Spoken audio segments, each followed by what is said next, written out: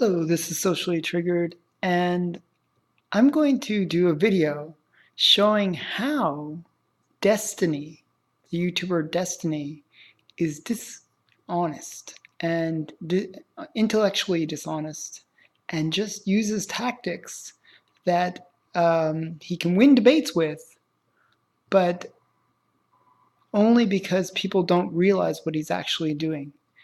And I'm going to show you how he creates arguments that make it look like he's won the debate, but really, if you kind of look into it, you'll realize that it's just a whole bunch of BS.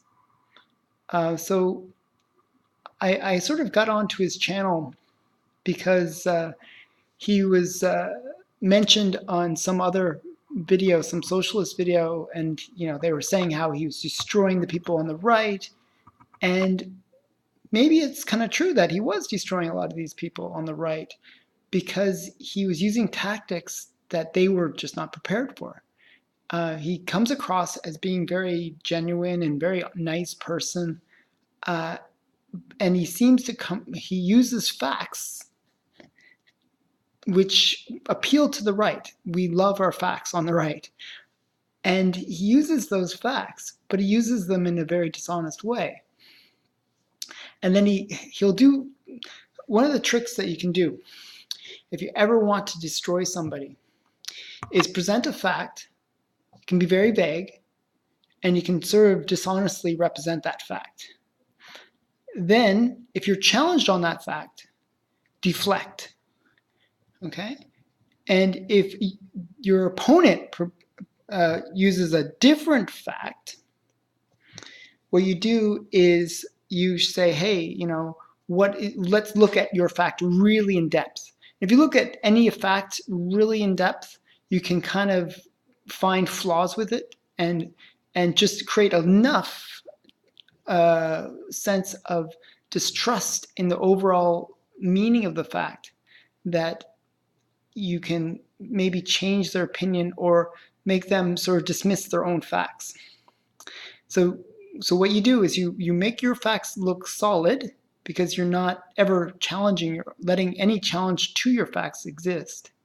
And then whenever somebody presents any other facts, you dismiss those. And you don't dismiss them, but you challenge them very, very thoroughly. So thoroughly that the person is like backtracking on their own facts. Because there's nobody that knows, even the person that probably did the original studies or whatever it is that generated the facts, they would have to look at their own notes. They would have to do research just to answer like really depth questions. It's sort of like when a child asks their parents, why? And after a while, even a simple thing that you would say, well, this is just obvious. And the child says, well, why though? Why? And they keep on asking that why question until you don't know anymore. Something that's really basic becomes so profound and complicated that you're uncertain. And that uncertainty people pick up on. People notice that uncertainty, and then they feel like you've lost the argument because you're not certain about what you're saying. And he does this a lot. And I see it, I've watched a bunch of his videos now, and he'll do it a lot where he'll create this uncertainty in the person's own facts. And he'll create these arbitrary kind of crazy scenarios that don't really make sense when you look at it in depth. And I'm going to show you an example. It's a very short example. I kind of wanted to set you up for this. I maybe wanted to have you mentally prepared so you can see what's going on. And I'm going to show you an example where he was debating with Andy Warski. I can never pronounce his name properly. And he was basically debating about voter ID laws. Now, if you know the situation with voter ID laws, there's a belief within the left that voter ID laws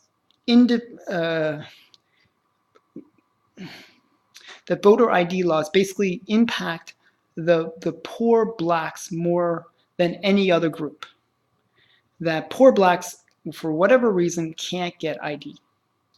And he sets up a whole bunch of weird arguments to basically prevent people from seeing that this is not the case, or this is.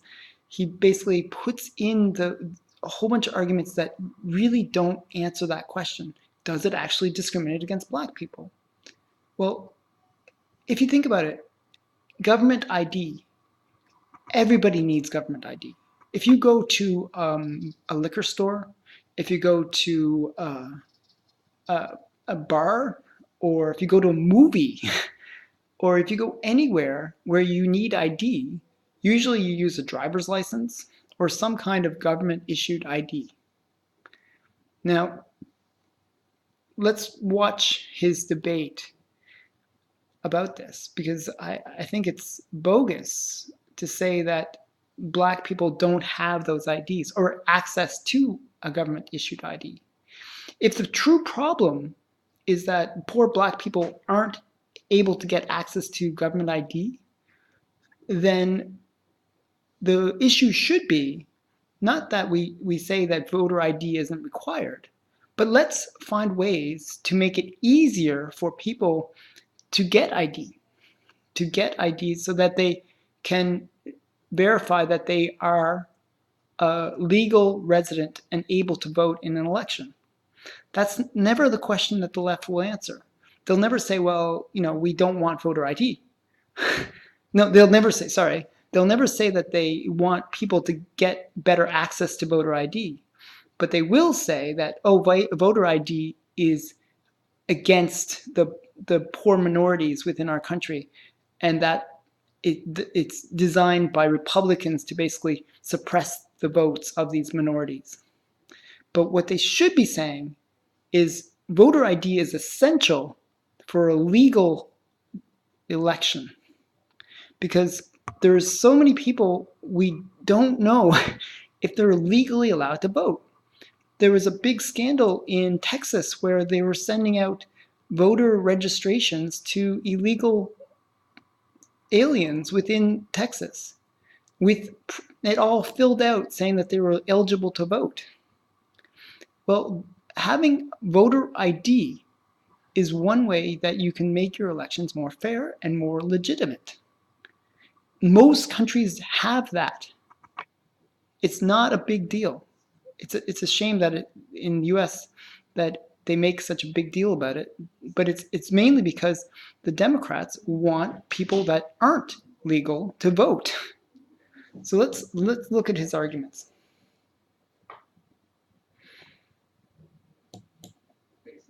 And I keep being called a racist from a lot of people on the left.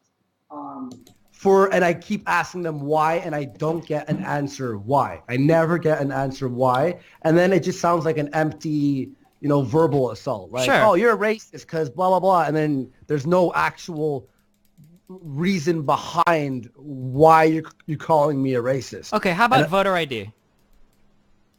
Okay, voter ID. Yeah. Okay, so how exactly is that racist?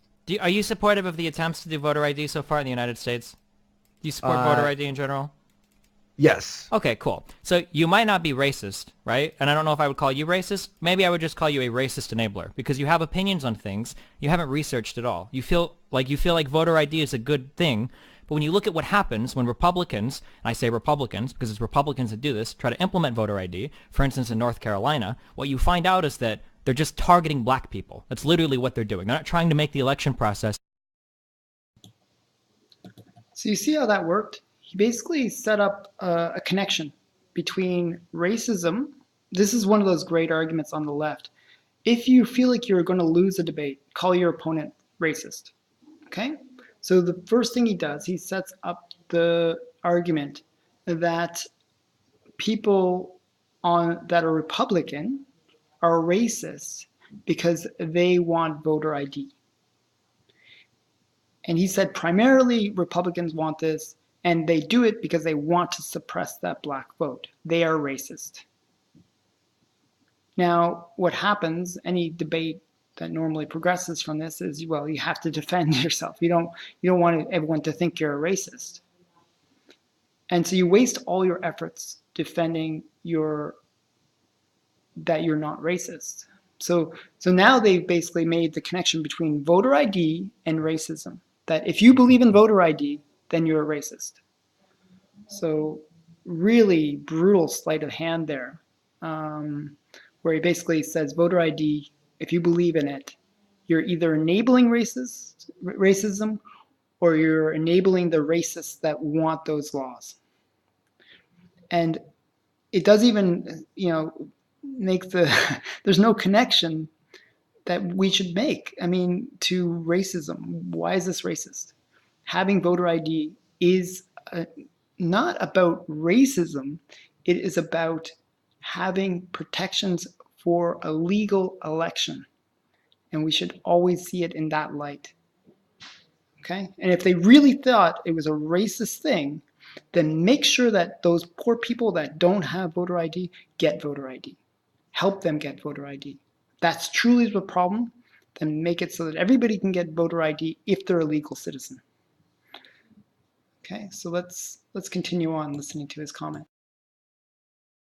Any safer. They're not trying to make the integrity of the whole cycle better for anybody. It's literally just, we want to keep as many black people from voting as possible. No, not really. Then how do we, when we're talking about voter ID, yeah, what we're talking about is people who don't have enough money to get ID. Therefore, black people would be more racist because more black people are poor. So in North Carolina, what we were talking, in North Carolina, what happened was we found out all the types of ID that black people used, and we made those. Some had expired, some not. Some given by the state, and some not. We made all of those types illegal, and we kept all the ones that only white people used. We took the 13-day early voting period, and we cut that down to 7 days because we found out that black people were the ones that tended to vote it early over white people. And then we shut down polling stations that were predominantly black, that were predominantly used by black people. If you disagree, that's in your state? No, this is in North Carolina, and it went to the Supreme Court, and it got shut down because it was horribly fucking racist. Republicans have done similar stuff with IDs. So what's the IDs that mostly black people use? I don't know. You would have to get that data. Okay. So you see what he did there? So he picked North Carolina. Why North Carolina? Why all the places that he could have chosen? Why North Carolina? Why not look at elections right across the US? He picks an example that Andy is not familiar with. You pick an example that your opponent doesn't know anything about. Pick it. Choose something that they're not familiar with. So you pick North Carolina. Then he makes a crazy statement that blacks have different IDs than whites. And then later he says, Andy asks him, well, what's the difference between black IDs and white IDs? And to that, he doesn't have an answer. And he just dismisses it. But that's a really, really, really critical thing. Well, if they have different IDs, that doesn't make sense. If they're able to get certain IDs, then why can't they get government official IDs? So the fact is, he's doing these weird sleights of hands and saying, well, blacks can't get the same IDs that white people can get, or blacks have different IDs, as if there's some weird ID thing out there. Well, if you're black, you get this ID. If you're white, you get this ID. It doesn't work that way. So, and he uses this crazy argument to sort of put his opponent off balance, because his opponent's like, well, I never heard of that. I don't know what you're talking about. And it just confuses the opponent because they don't know how to respond. They're confused by it. See this? So this is a tactic he uses over and over again, where he creates a weird argument that he has no evidence for, and he doesn't even provide evidence for it. And it's a statement that just is very unusual. It doesn't make any sense at all.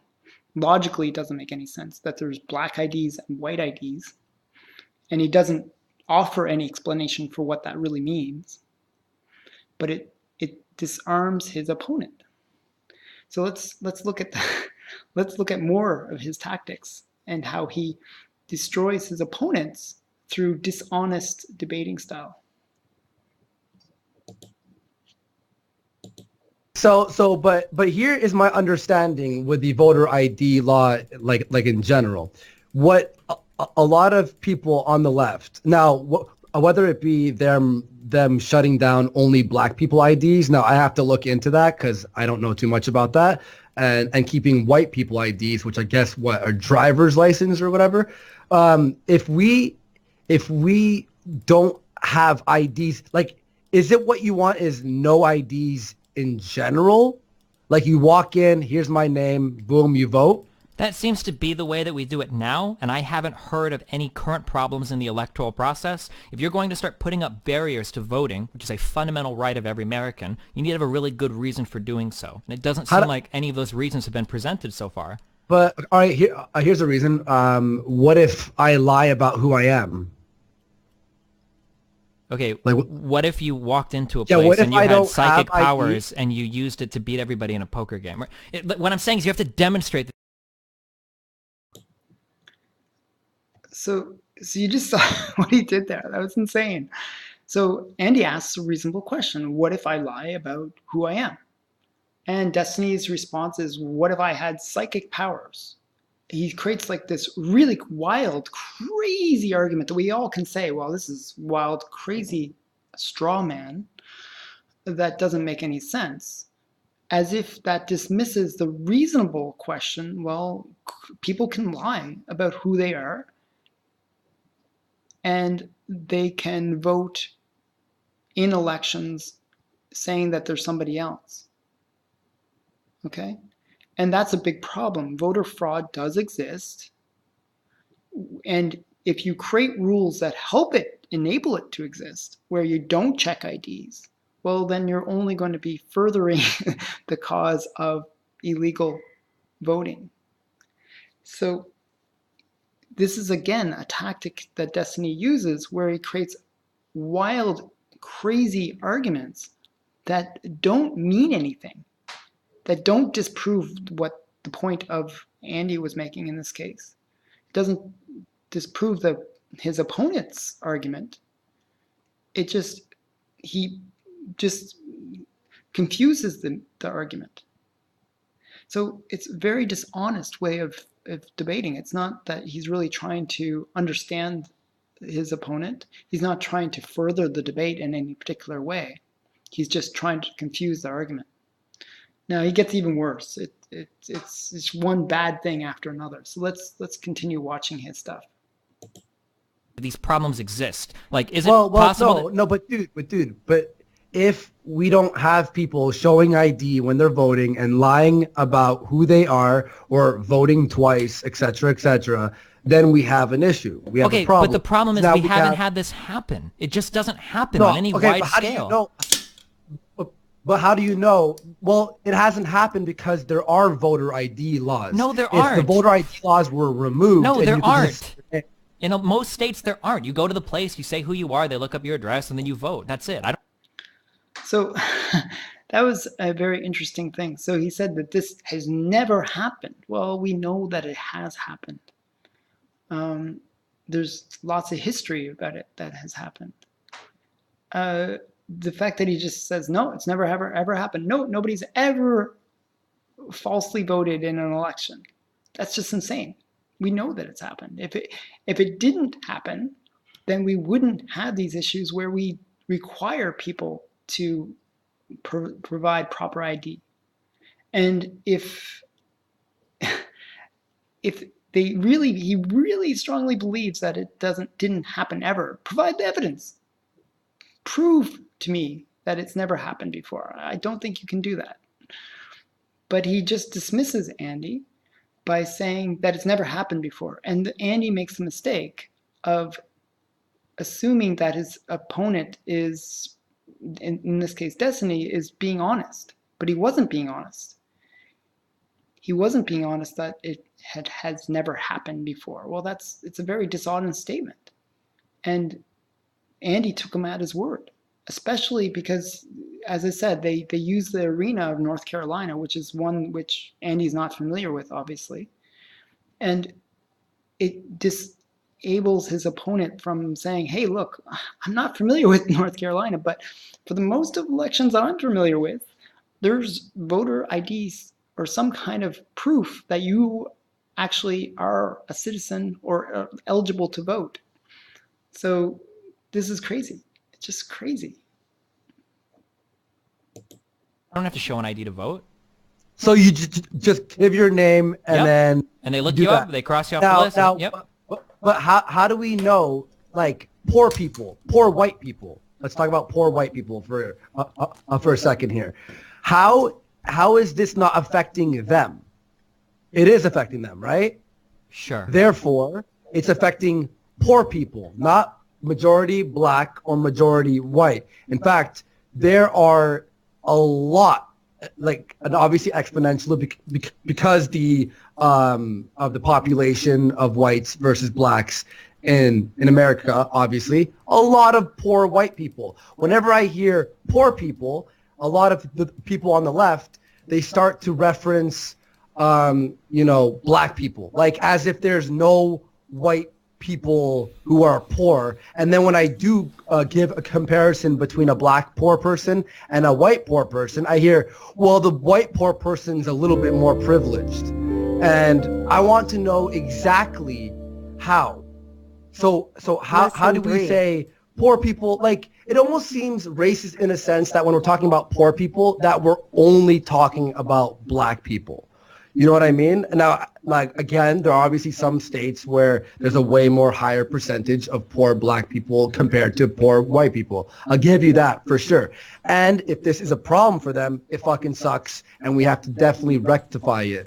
However, I don't see the correlation between a certain ID and the person being black. I made a video on this last year, and I got a shit ton of emails and tweets and everything from a ton of black people saying, yeah, I don't understand why they're saying that only black people aren't the ones able to get IDs. Because there's a bunch of white people can't get IDs. And these are other black people. I don't know who say it, but these are black people that haven't looked into it either. I don't care if you're white or black. If you, like this, the opinion here is pretty clear. Like when Republicans have tried to implement voter ID, they've done so without demonstrating any need for it. No one has demonstrated that, oh, well, look at all this voter fraud. We need ID. That's never been demonstrated. And in the ways that people have tried to implement it, such as the case in North Carolina that went to the Supreme Court, it was pretty clear that it was just racially motivated. So, okay, so so many funny things in that. Okay, so Andy's trying to, like, Andy kind of falls into the trap that Destiny sets up for him. The trap is this. Well, who can't vote if we have voter ID laws? Well, it's poor people, okay? So you create this idea of poor people.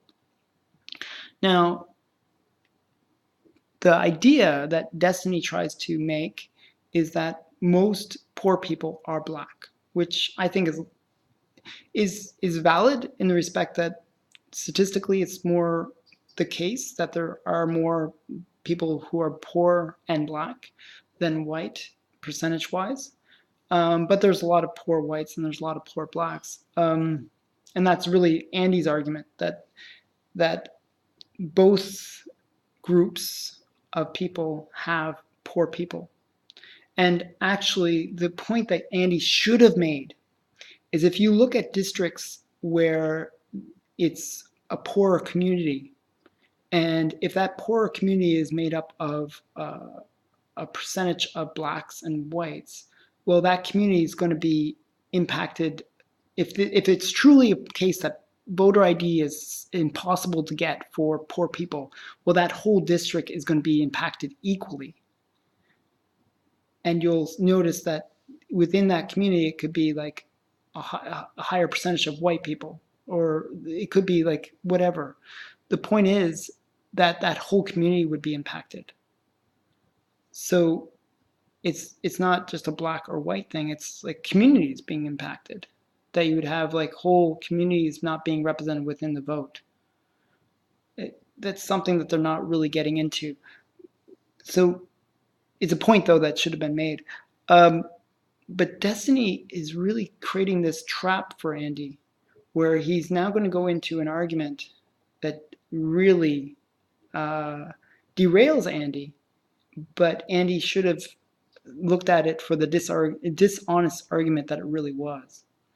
And I'll play that, and you'll see how he really twists things.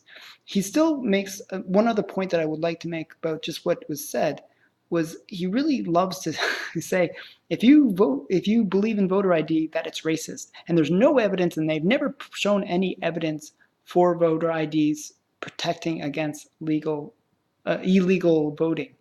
Well, that's not true. There's been real in the third world, they had things where they really wanted to make sure that people were voting legally, and they had some kind of ID where they and it's a very primitive ID system where when you vote, you basically get a ink put on your finger, so that it doesn't easily remove, so that you've proved that you voted, and you've proved that you're not going to be able to vote twice because the ink doesn't come off easily, and it probably won't come off for a week, kind of thing. That's a primitive ID system, and it does work to make the elections fairer. So IDs, people know that there is election fraud, and it happens not just in the US, but it happens all over the world. And there are systems in other countries where people do protect the election by having some kind of ID system. So Destiny is just totally out to lunch by saying it's never happened. Earlier, you said there are a lot of white people and a lot of black people that are poor, okay? I want to understand, okay, I'm going to give you an example. If I walk into a room, okay, let's say that there are 100 white people and there are 20 black people, okay? And I look into the room and I look at all of their economic data and I say, okay, I want to get rid of all the poor people from this room. Get rid of all of them. I don't want to talk to or see any of them, okay? Let's say that 30 white people walk out and 15 black people walk out, okay? Yep. So if we lose 30 out of 100 white people, there's still 70 left. It was only 30%, right? If we lose 15 out of like 20 or 30 black people, it's a much higher percentage of black people than white people that are impacted. I get what you're saying there. I get what you're saying. Okay, so like when you look at the poverty rate of white winning, basically. Well, no. What I'm saying is you have to look at the numbers on a per capita basis. In the United States, 9% of the people that are in poverty are white. 22% of the people are black. Hello? Yeah. So even though black people make up a much smaller percentage of the population. But again, just remember those numbers, because he won't use those numbers. So he said 22% of blacks are impoverished and 9% of whites. Okay, so just remember those numbers. Also realize that how many poor people actually vote regardless. There's actually stats about that where it's really low percentage of poor people that actually vote. And it's not that there's voter ID that prevents them from voting. It's that they are just not likely to vote as much. Generally, older people vote more. Older white people generally vote more. It's one of those things. The demographic doesn't vote that much anyways. So it's one of those arguments that I always hated. But they use it on the left because they're saying, well, the only reason they're not voting is they're being suppressed in some way. But this argument but just remember these numbers, the 22% and the 9%. Okay, it's really important to remember those numbers, because he's now setting up an argument where he's talking about this imaginary room, again, to confuse the opponent, because he's creating the environment that the discussion's happening in. He's setting up the parameters of the argument. And it might not even be valid representation of what's really happening in the US. So his argument was that there was 100 people in the room, and he wanted to eliminate all the poor people. Well, he said that in the room there's 20 blacks and 80 whites. Okay? Well, if you look at the percentages there, that's 20% of that population is being black. Well, actually, the U.S. stats for the black population is more like 13%. So already he's inflated the number of blacks. And then what he did was he took the whites and he said, okay, let's say we wanted to get rid of all the poor people in the room. Well, then he said 15 blacks would be removed and 30 whites. Well, remember what the stats were. The stats were 9%. So really, if you're looking at that room, you would take 80, times it by 9%, which is roughly 77 people. It's 7.2 people, but it's 7 people that would leave. 7 whites would leave. Not 30, 7. Okay?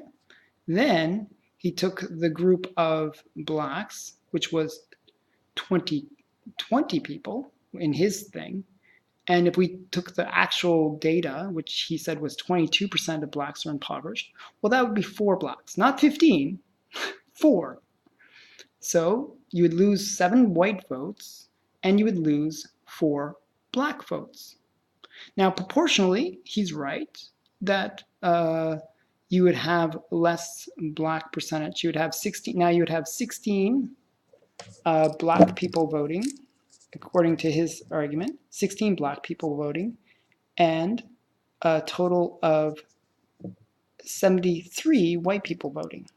Okay, so it does slightly favor the white representation within the room, but not much, really not much. So this argument that he's setting up is creating something that's not really true. And it was and I actually was using his numbers of the 80 and 20, which is actually not even the right numbers to be using. It would have, if you use the real numbers, the room should have had 13 blacks, and then actually should have been some Asians in there and other groups. But let's say 13 blacks, well, and then of those 13, 2 of them would leave. So really small percentage of that whole entire room would have left. If it was really the case that blacks are the ones that are being targeted by eliminating the poor from the room. And that's also making the assumption that voter ID laws affect 100% of those who get IDs. Well, you're making a big assumption there that if you force poor people to get IDs, that 100% of them won't be able to do it. Well, I really doubt that that's true. So it probably is the case that maybe some might not be able to get ID, but I would bet it's even less than 50%. So maybe one person would actually be impacted in Destiny's own example. One person might not get to vote that should have been allowed to vote maybe. And we don't even know if that person really even wanted to vote. See how this is such a dishonest argument? He creates a scenario, he brings his opponent into that scenario, and then controls the argument so that, and with skewed numbers, to basically make his opponent agree to the BS that he's trying to pass on to them. And he makes them say that that they're racist if they think any other way. And that's why this is such a dishonest argument. I hope the numbers all make sense in there. Like I can repeat them again. And you can watch this video again to see how I break down the numbers and the math. I'm a very mathematical guy. That's a right-wing thing. And Destiny tries to pretend that he's a mathematical guy, but the numbers that he's using are skewed. He's being dishonest. I'll play a little bit more, then I'll probably wrap up this video. It's getting a little bit long. Sure, there will be more white people who will be able to vote because the percentage is higher of non-poor whites. I understand what you're saying there. But to say that there is in place laws to make black people not being able to vote when the same white people of the same economic standard are being removed from voting as well, then that's where you lose me. You know what I mean? Yeah, I understand. Okay. So let me give you an example, okay? Let's say that I want to take a vote of people in a room, okay? And I want to vote on what we're going to do in this room, what activity we're going to do, okay? Now, I'm going to use specific numbers here, okay? Let's say that there are 100 white people and there are 20 black people, okay? And let's say that I get an economic breakdown of all these people. Now, my goal, let's say secretly, I'm really racist, okay? I don't want any black people to vote, okay, on this poll. So I can't say no black people, because that's racist as fuck, and everybody would call me out on it. So instead, let's say that I get the economic breakdown, and I go, okay, well, if I get rid of all the poor people, I can get rid of 30 white people and 15 black people. Now, if I get rid of that many, if you look at that, right, okay, 30 white people, 15 black people, 2/3 of the people you just got rid of are white. Like, this isn't racist. Most of the people impacted here are white. You're not really, like, this can't be racist at all. Like, it impacts more white people than black people. How can you possibly say this keeps more black people from voting than white people? That was essentially what you were saying earlier, right? Do you kind of follow this so far? Yeah. Okay, No, but the problem is that we had 100 white people voting, and now we only have 70. So you've removed 30% of the white people from the vote.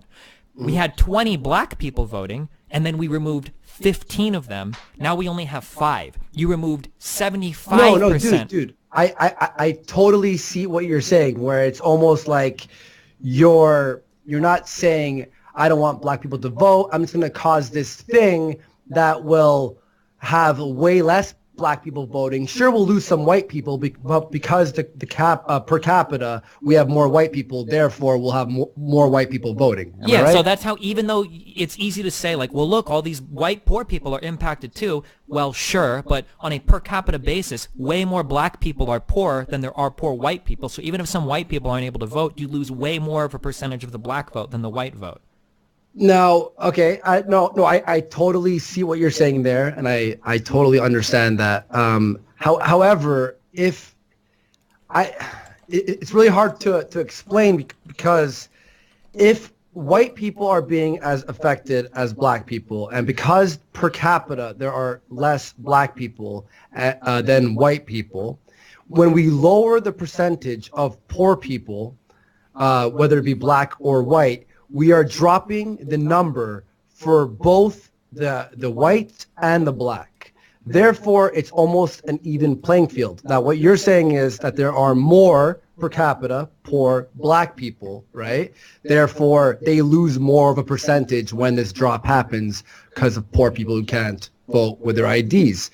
However, and this is actually actually even on a Francesca Ramsey, who I've bashed millions of times, but on a Decoded episode, where there is a lot of areas, a lot of states where there are more white poor people per capita compared to black people.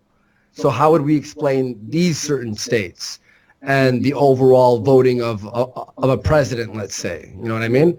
So we're dropping percentage on white people and on black people, but almost at the same rate, because there are per capita as many poor to white, poor black to white people. You know what I mean? So if there was something that was way more solid evidence saying, hey, look, there's obviously 90% of black people are being affected by this and only 10% of white people, I'd be on your side. You know what I mean? It just seems to me, yeah, sure, you lose those 30 white people and you lose that 15 black people, but percentage-wise, that would make sense.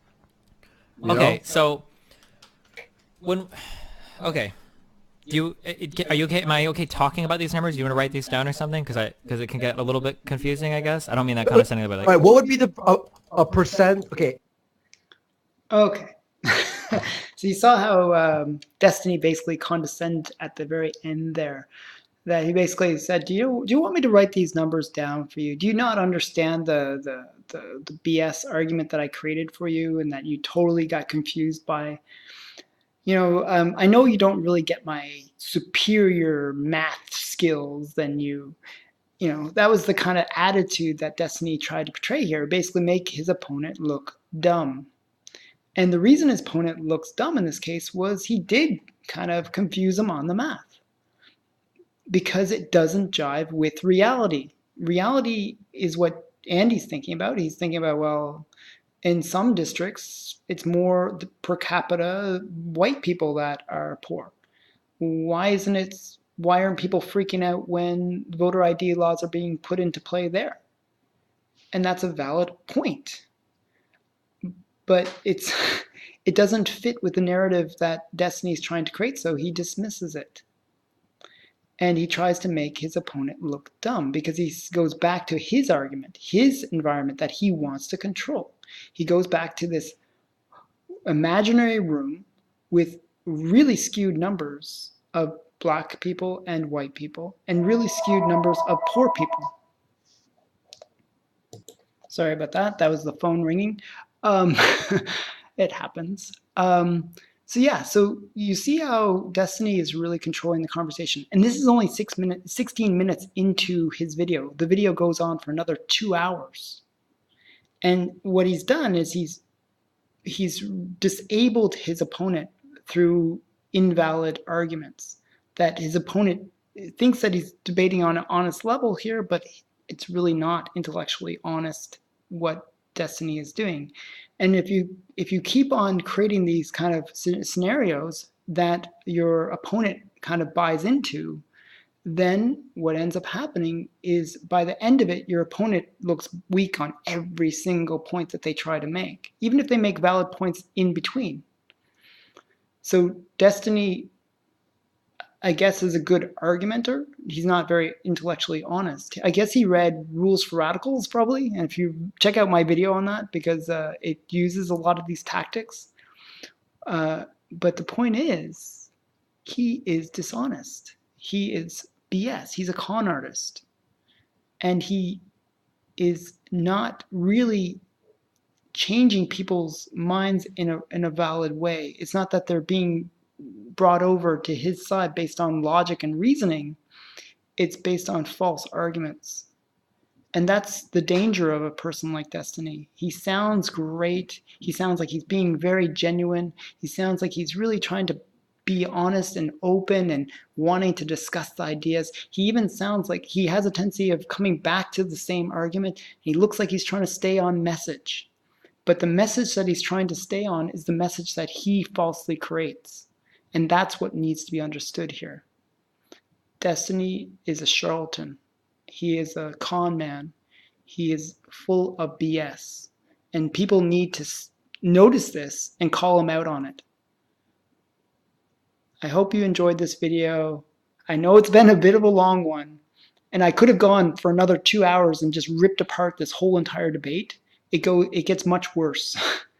But I hope that you enjoyed this. Please like, comment, and subscribe to my channel, and check out my other videos, and try to think what your opponent is saying and doing, because a lot of the time people are being dishonest when they're debating, and you have to call them out on it.